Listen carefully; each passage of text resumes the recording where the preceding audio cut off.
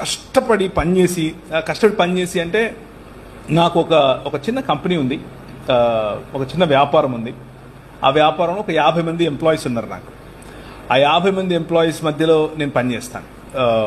దాన్ని business as a machine అని పిలుస్తాం. అంటే వ్యాపారాన్ని పరిచర్యగా చేయటం. అంటే మనకు మామూలుగా రెగ్యులర్గా కనిపించే మోడల్ ఏంటంటే పరిచర్యని వ్యాపారంగా చేయటం. అలా కాకుండా వ్యాపారాన్నే పరిచర్యగా చేయటం. ఈ మోడల్ను నేను ఎంచుకున్నాను. ఆ ఎంచుకున్న మోడల్లో నేను పనిచేసే రోజు నేను నా భార్య కనీసం రోజుకు ఒక 14 నుంచి 16 గంటలు కష్టపడతాం.